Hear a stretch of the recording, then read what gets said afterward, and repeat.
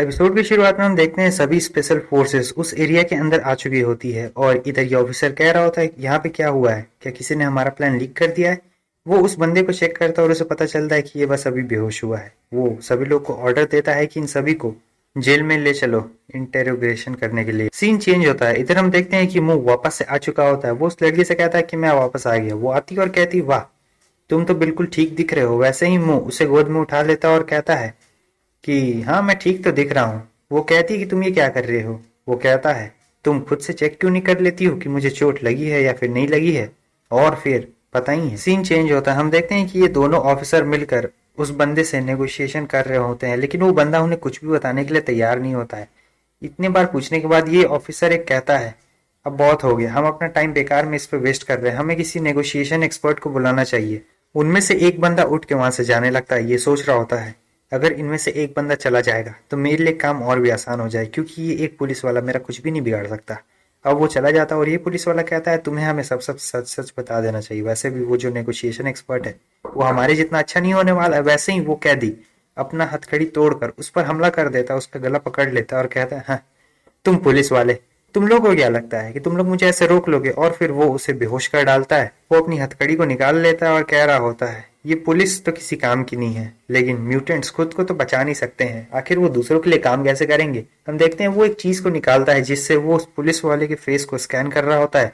और next scene में हमें दिखाया जाता है वो उस बिल्कुल पुलिस वाले की तरह लग रहा होता है। उसने उसका पूरा चेहरा कॉपी कर लिया होता है मास्क की तरह, जैसा आपने होटल में देखा था। मुंह ने उस होटल के मालिक का जो मास्क निकाला था। सीन चेंज होता है, इधर में मुंह को दिखाया जाता है जो उसी लड़की से बात कर रहा होता है। वो लड़की कहती है कि अभी मैं काम में थोड़ा बिजी हूँ तो मैं फ्री होकर तुम्हें फोन करूंगी, लेकिन हाँ जब मैं घर वापस पहुंचू तो अच्छा सा खाना बनाकर तैयार रखना, मुझे टेस्टी खाना खाना है। वो कहता है हाँ ठीक है अब तुम जाओ। इधर हम देखते हैं मास्टर उसका इंतजार कर रहे होते हैं। वो कहते हैं तो आखिरकार तुम आ ही गए।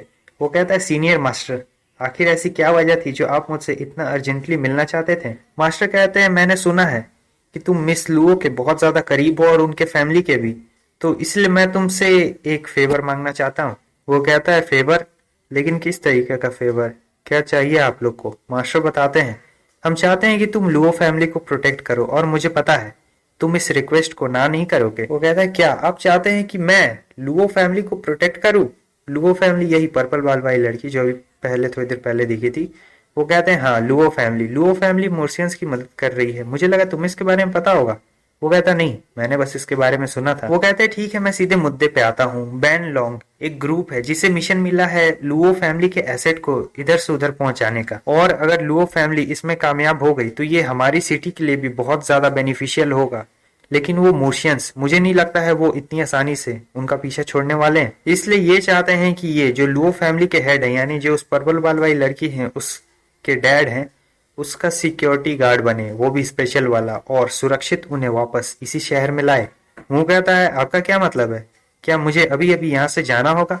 वो कहते हैं हाँ अभी अभी तुम्हें यहाँ से जाना होगा, मैंने ट्रैवल की सारी तैयारियां कर दी है, एक कार 5 मिनट में यहाँ पर तुम्हें लेने के लिए आएगी और फिर वो तुम्हें एयरपोर्ट जाके छोड़ देगी। वो कहता है कम से कम मुझे अपने घर वालों को इन्फॉर्म तो कर देने दीजिए। ये अपने घर वालों की बात नहीं कर रहा होता, ये उन लड़कियों के बारे में बात कर रहा होता है, क्योंकि इसने उस वाली लड़की से वादा जो किया है कि आज उसके लिए डिनर बनाएगा। मास्टर कहते हैं तुम जरा भी चिंता मत करो, मैं तुम्हारी आंट को इसके बारे में सारी बात बता दूंगा और उन 3 लड़कियों को भी बता दूंगा इसके बारे में। नेक्स्ट सीन में दिखाया जाता है हमारा हीरो अब न्यूयॉर्क पहुंच चुका होता है और वो सोच रहा होता है धत तेरी की, बिना किसी को कुछ बोले मैं सीधा यहीं पे आ गया, अब मैं जब वापस जाऊंगा तो उन्हें क्या बोलूंगा, मुझे तो कुछ समझ नहीं आ रहा है। वो जा रहा होता है तभी एक बंदा चिल्ला के कह रहा होता है क्या आप मिस्टर मू हैं, मुझे आपको लाने के लिए भेजा गया है, चलिए मेरे साथ। और फिर वो दोनों एक दूसरे से बातचीत करते हैं, बारे में बताते हैं। मुंह कहता है आप मुझे आमू बुला सकते हैं, मिस्टर मुंह बुलाने की कोई जरूरत नहीं है। वो बॉडीगार्ड उसे अपना नाम बताते हैं और ये पर्सनल असिस्टेंट हैं जो मिस्टर लू हैं उनके पर्सनल असिस्टेंट हैं, और ये कार में जाके आगे सारी बातें करेंगे। हमें इधर इनके कार को दिखाया जाता है जो कि बुलेट प्रूफ कार होती है, एक नंबर मस्त महंगी वाली, और वो दोनों कार में बैठ चुके होते हैं। वो गार्ड कह रहे होते हैं आपका बहुत बहुत शुक्रिया मिस्टर लू का पर्सनल बॉडीगार्ड बनने के लिए, और इसके रिटर्न में मैं आपको सारी डिटेल्स बताता हूँ, चलिए चलते चलते बताएंगे सारी डिटेल्स। मुंह कहता है आप जरा भी चिंता मत करिए, मैं अपनी पूरी कोशिश करूंगा, अपनी जान लगा दूंगा मिस्टर लू को बचाने के लिए। वो कहते हैं ये तो बहुत अच्छी बात है, और वैसे भी जब तक मिस्टर लू की सेफ्टी रहेगी तब तक इनकी जो सिटी है, मतलब इसका देश वाला जो सिटी है वो और भी आगे तरक्की करते रहेगा। और आपको बता दूं कि हमारा हीरो होता है अभी मैनहट्टन में, और आधे घंटे बाद वो लोग उस जगह पे पहुंच जाएंगे। यहाँ से एक नया अध्याय शुरू होता है। यहाँ से आपको नई नई चीजें देखने को मिलेंगे, नए नए दोस्त, नए नए दुश्मन।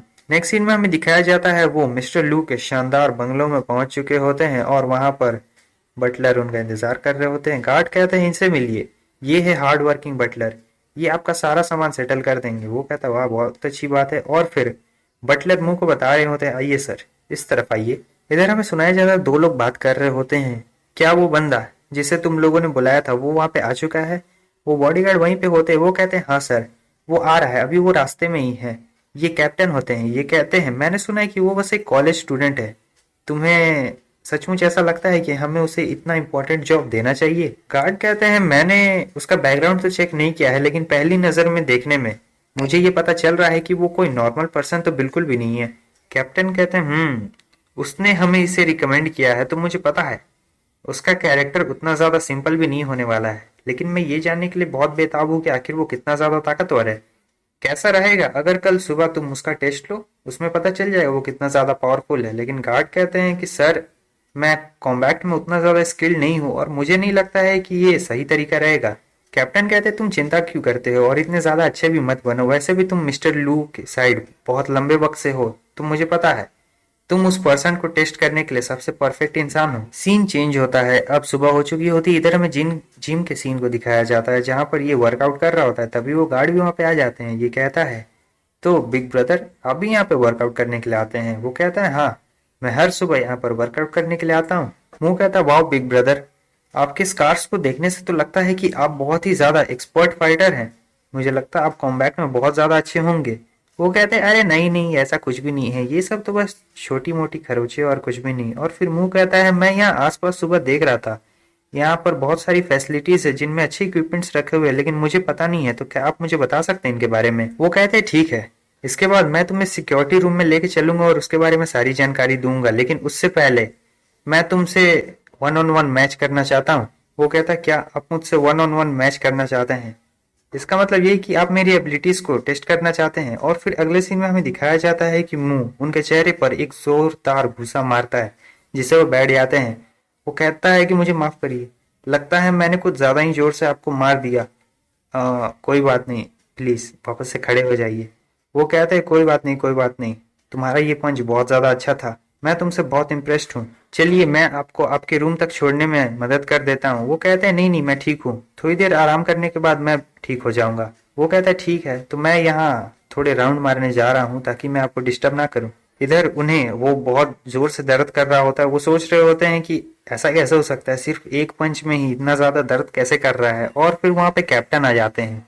वो देखते और कहते हैं लगता है कि तुमने उससे लड़ाई की है। गार्ड बताने लगते हैं कि वो बहुत ज्यादा पावरफुल था, मैं तो उसके सामने कुछ भी नहीं था। मैं बहुत लंबे वक्त बाद किसी ऐसे हाईली स्किल्ड पर्सन से मिला हूँ। मुझे लगता है कुंफू एक लिमिट तक एक्सीड है नॉर्मल पर्सन के लिए, लेकिन उसे देखने से ऐसा लग रहा था कि वो कुंफू को एक अलग ही स्टेज पर ले जा चुका है। मुझे नहीं पता वो कौन सा है, लेकिन बहुत ज्यादा ताकतवर है। कैप्टन कहते हैं कोई बात नहीं, लो मेरे पास एक दवाई है जिससे तुम्हारा ये दर्द कम हो सकता है। और फिर वो उसे दवाई देते हैं। वो कहते हैं कि आपका बहुत बहुत शुक्रिया कैप्टन। सीन चेंज होता है, हमें मूलिन को दिखाया जाता है जो कि अब चारों तरफ का राउंड मार चुका होता है और ये जगह काफी ज्यादा बड़ी है, अभी से सब चीज पता भी चल चुकी होती है। ये सोच रहा होता है ये मेंशन कुछ ज्यादा ही बड़ा है, इसे गार्ड करना तो बहुत ज्यादा मुश्किल काम है। वो जा रहा होता है, तभी वहां भागते भागते वो वेटर आते हैं और कहते हैं मिस्टर लिन, आखिर फाइनली मैंने आपको ढूंढ ही लिया। वो कहता है क्या हुआ? वो बताने लगते हैं कि मिस्टर लू ऑफिस के लिए थोड़ी देर में निकलने वाले हैं, तो सभी गार्ड्स को तैनात होना होगा ना उनके चारों तरफ। मैंने आपकी यूनिफॉर्म आपके रूम में रख दी है। वो कहता है ठीक है, मैं तुरंत ही जाकर चेंज कर लेता हूँ। और अब सारी तैयारियां हो चुकी होती है, कार्स भी सेट हो चुके होते हैं और सारे गार्ड्स भी सेट हो चुके होते हैं। और इधर हमें उस लड़की के फादर को दिखाया जाता है मिस्टर लू, जो कि मस्त आ रहे होते हैं और इधर सारे गार्ड्स तैनात होते हैं। वो सोच रहे होते हैं आखिर वो बंदा कहाँ है, ये किसी और के बारे में सोच रहे होते हैं। और इधर ये सोच रहा होता है अच्छा तो ये है उसके फादर।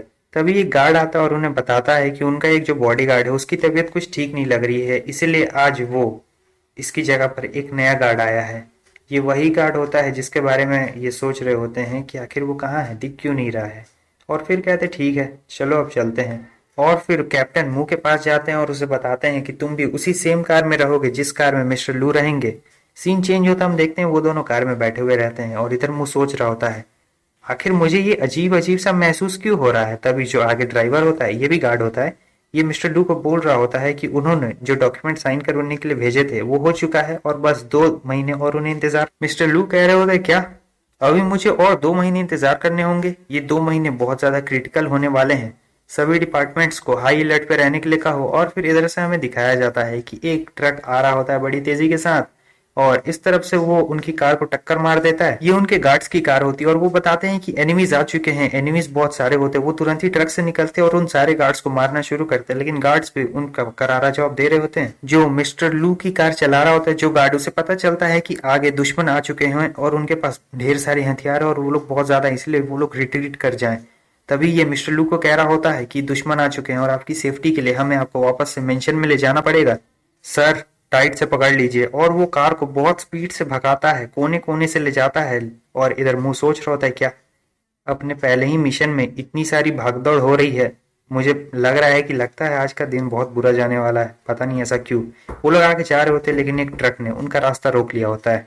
मुंह को समझ आ चुका होता है कि ये सब खतरे की निशानी है। तभी वो मिस्टर लू से कहता है कि जल्दी से यहाँ कार से निकलिए, हमें यहाँ से भागना होगा, लेकिन उनका सीट बेल्ट अटक जाता है। मुंह कहता है कोई बात नहीं, वो अपने लेजर भी मारता है और उस सीट बेल्ट को खोल देता है। उसके बाद वो मिस्टर लू को गोद में लेके भागने लगता है और दूसरे गार्ड से कहता है कि हमारे पीछे पीछे आओ दौड़कर।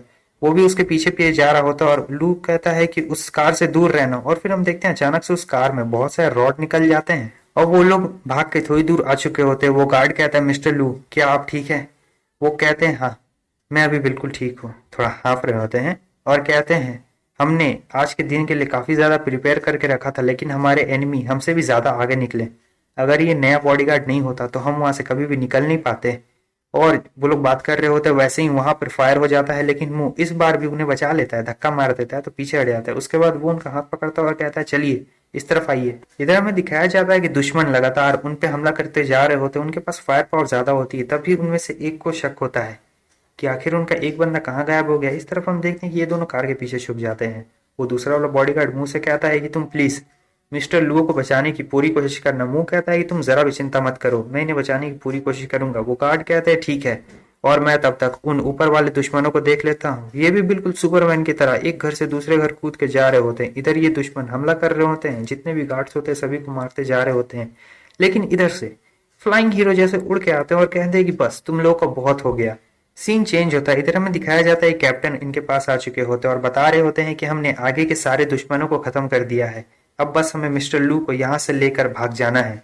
मिस्टर लू कैप्टन से कह रहे होते हैं कैप्टन क्या तुम ठीक हो? कैप्टन कहते हैं हाँ सर मैं बिल्कुल ठीक हूँ, आप जरा भी चिंता मत करिए, मैं आपको यहाँ से बाहर निकाल के ले जाऊंगा। तभी मुंह को ये एहसास होता है कि दुश्मनों ने उन्हें ढूंढ लिया है।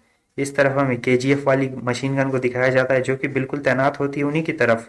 और इधर मुंह कह रहा होता है नहीं ये जरा भी अच्छी बात नहीं है, हमें यहाँ से जल्द निकलना पड़ेगा, इनकी फायर पावर बहुत ज्यादा है। इधर कैप्टन मुंह को कह रहे होते हैं कि तुम मिस्टर लू को यहाँ से निकल जाओ, मैं उन एनिमीज का ध्यान भटकाता हूँ, मैं उनका ख्याल रख लूंगा, तुम जल्द से जल्द मिस्टर लू को यहाँ से चले जाओ। वो कहता है ठीक है। इधर ये एनिमी भी तैयार रहते हैं, इनका टारगेट पूरी तरीके से लॉक हो चुका होता है और फिर ये लोग लगातार धड़धड़ा के फायर करना शुरू कर देते हैं। इस तरफ हमें कैप्टन को दिखाया जाता है जो सीधे इनकी तरफ आ रहे होते हैं। वो सोच रहे होते हैं इनकी बुलेट तो काफी तेज है लेकिन इनका पैटर्न आसान है समझने में, इसलिए मैं इससे आराम से बच सकता हूँ। अगर मुझे इन्हें हराना है तो मुझे इनसे भी ज्यादा तेज भागना पड़ेगा। मुंह कैप्टन को देख रहा होता है और सोच रहा होता है कैप्टन की स्पीड तो बहुत ज्यादा तेज है, कैप्टन कोई ऐसा व्यक्ति नहीं है जिसे मैं अंडर एस्टिमेट कर सकूं, ये बहुत ज्यादा पावरफुल है। इस तरफ हमें दिखाया जाता है उनकी एक भी बुलेट कैप्टन को हिट नहीं कर रही होती क्योंकि वो इतने ज्यादा तेज जो होते हैं, जिसकी वजह से एनिमी बहुत ज्यादा फ्रस्ट्रेट हो चुके होते हैं। कैप्टन इधर जाकर कार के पीछे छुप जाते हैं। वो लोग कहते हैं देखो वो उस कार के पीछे छुप चुका है। वो लोग अपनी सारी ताकत लगा देते हैं उस कार को उड़ाने में और फिर हम देखते हैं लास्ट में वो कार बूम बम हो जाती है। इसी के साथ हमारा ये एपिसोड यहीं पे खत्म होता है। अगर आपको वीडियो अच्छा लगा लाइक कर दें, चैनल पे न्यू है सब्सक्राइब कर दें। यहाँ तक वीडियो देखने के लिए आप लोग का बहुत बहुत शुक्रिया। फिर मिलते हैं आप सभी से नेक्स्ट वीडियो में, तब तक के लिए बाय बाय।